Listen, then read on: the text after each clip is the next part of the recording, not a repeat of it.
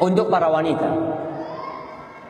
wanita, ingatlah, setelah ada prosesi akad nikah, seorang anak perempuan yang awalnya berkewajiban mendahulukan orang tuanya di atas semua manusia yang hidup nih, dia harus mendahulukan bapak ibundanya.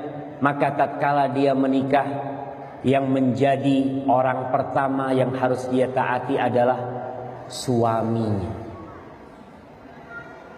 Jadi ketika mertua mengatakan kepada Rivaldi, zawwajtuka wa ankahtuka makhtubatat binti, kemudian Rivaldi mengatakan qabiltu, kita mengatakan qabiltu, itu ada peralihan tugas, peralihan kewenangan, peralihan kewajiban. Dengan kita mengatakan gabiltu, aku terima. Orang mengatakan, Ustaz, enak jadi anak laki. Enak gak enak? Enak gak enak? Karena tanggung jawabnya besar. Jadi anak perempuan, ya enak gak enak juga, semuanya sama kehidupannya. Cuma mertua perempuan, mertua orang anak perempuan ini harus sadar bahwa dia sudah menyerahkan putrinya kepada orang lain. Dia sudah serahkan.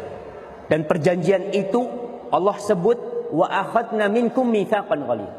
Itu perjanjian yang sangat besar, yang sangat berat sekali, nggak main-main perjanjian itu. Maka si suami nanti akan dimintai pertanggungjawaban oleh Allah. Apa kau ajarin istrimu, apa kau suruh dia sholat, macam-macam. Itu tugasnya suami ketika sudah dialihkan kepada suami. Maka perempuan kalau ada dua perintah, bapaknya nyuruh dan suaminya nyuruh, mana yang harus ditaatin? Perintahnya siapa? Perintah suaminya. Ketika bapaknya marah, nak, kau sejak menikah kau nggak nurut sama aku? Loh, bapak kan sudah nyerahkan aku sama dia. Bapak yang nyerahkan, betul. Bapak mengatakan zawwajtu, aku mau serahkan kau. Maka seorang mertua harus sadar bahwasanya dia telah menyerahkan anaknya kepada dia. Maka jangan main-main menyerahkan putri kita kepada sembarang orang, jangan. Hasan al-Basri ketika ditanya, ada seorang yang mau menikahkan putrinya. Kata Hasan al-Basri mengatakan kepada dia, la tuzawwij ibnataka illa min taqi. Jangan kau kawinkan putrimu kecuali kepada orang yang bertakwa. Kenapa? Kok kita disuruh mencari menantu yang bertakwa? Kata Hasan al-Basri, in ahabbaha akramaha wa in karihaha lam yadhlimha. Kata Hasan al-Basri, orang yang bertakwa itu kalau cinta sama istrinya, istrinya akan dihormati. Kalau dia nggak suka sama istrinya, istrinya tidak akan dizalimi. Walaupun dia nggak suka sama istrinya, dia ingat dengan hadis Rasul Sallallahu Alaihi Wasallam, nggak boleh membenci, nggak boleh zalim, maka dia tidak akan menzalimi istrinya. Maka seorang wanita ketika bapaknya nyuruh, nak kau ke rumah ya, umpamanya nih, sekarang si suami mengatakan kepada istrinya, enggak, kau jangan keluar, aku butuh sama engkau. Siapa yang harus ditaatin? Ingat ibu-ibu, suami. Dan minta maaf sama bapaknya. Pak, minta maaf pak, suamiku ada perlu, jadi aku nggak bisa keluar. Selesai. Kemudian seorang wanita ketika menikah harus sadar bahwa suami yang akan dia hadapin itu adalah orang yang tidak ada hubungan apa-apa sama dia sebelumnya. Yang suami tidak akan cinta seperti cinta orang tua kepada dia. Yang suami tidak akan menyayangi dia seperti penyayangan orang tua kepada dia. Beda nih orang lain nih.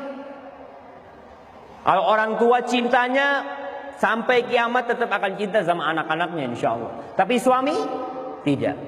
Maka ingat para wanita, apabila ada masalah di rumah, yang insya Allah semua rumah tangga itu mengalami masalah. Karena masalah di rumah tangga itu seperti garam. Kalau nggak ada, nggak enak. Kalau kebanyakan rusak. Tapi kalau garamnya pas, Masya Allah. Ada masalah sedikit, ribut sedikit, terus berbaikan, kayak kemanten baru lagi. Yang awalnya ribut-ribut, kemudian deket-deketan, Masya Allah. Permasalahan pasti ada. Ketika ada permasalahan, ibu-ibu, jangan gampang-gampang laporan ke orang tua.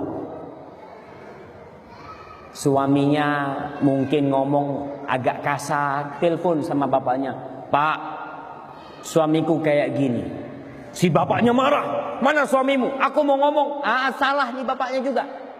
Ngomong bapaknya, nak itu suamimu nak, kau jaga, kau perbaiki suamimu. Insya Allah lelaki ini jamaah, walaupun dia gagah perkasa, tapi bisa tunduk sama perempuan. Kalau perempuan itu pinter ngopeni suaminya. Kita lihat singa, singa itu binatang buas. Tapi kok bisa singa itu dipanggil gini, datang. Singa jamaah, duduk sama kita. Karena kita bisa ngopeni itu singa. Jadi ibu-ibu kalau punya suami yang kasar, ya diopeni kayak ngopeni singa. Insya Allah suaminya yang kasar itu bisa diluruskan.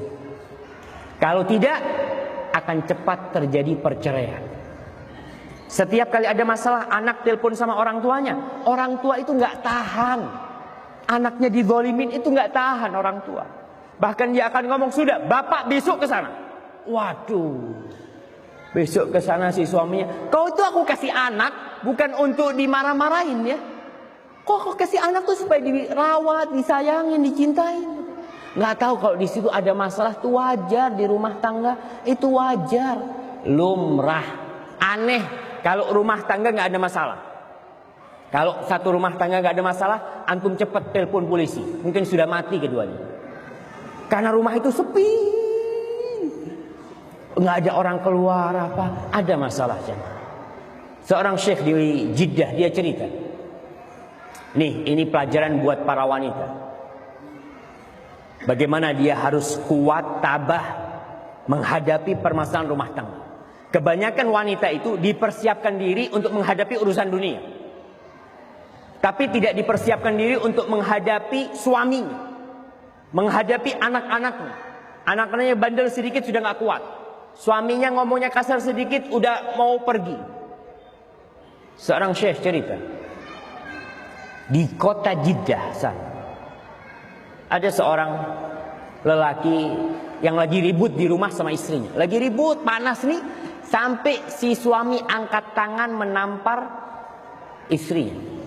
Ingat, orang yang pernah menampar wajah istrinya taubat sama Allah Subhanahu wa taala, karena haram hukumnya menampar istri. Rasul sallallahu alaihi wasallam ketika ditanya tentang hak wanita, apa kata Nabi alaihi salatu wasallam? Wala tadribil wajha wala tuqabbih.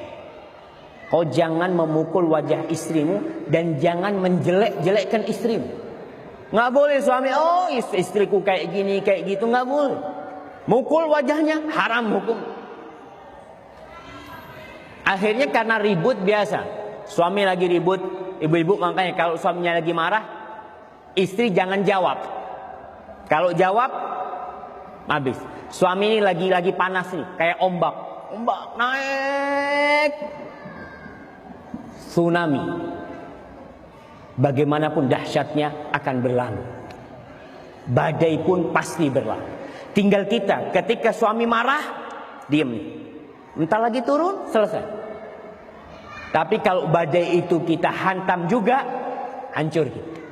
Kita melarikan diri aja dari amarah itu. Ini karena ribut, dipukul istrinya, ditampar wajah, nangis. Karena perempuan itu diciptakan memang kekuatan paling dahsyat wanita itu apa? Air matanya. Dia ada apa-apa, dia teteskan air mata. Nangis nih perempuan. Lagi nangis, tahu-tahu ada yang gedor pintunya, ngetuk pintu rumah. Disebutkan pakai bel atau apa. Akhirnya datang suami. Di rumah di situ kebanyakan ada kekernya jamaah ya. Di pintu itu ada apa? Ada lubang yang bisa untuk melihat. Di keker ternyata mertuanya datang. Mertuanya datang satu keluarga besar. Masya Allah. Bingung nih suaminya. Habis sudah rumah tanggaku ini. Akhirnya ya sudah, istrinya masuk ke dalam. Si suami mempersilahkan mertuanya ya salaman untuk duduk ya ruang tamu. Istri masuk ke dalam membasuh wajahnya dengan wajah yang merah dengan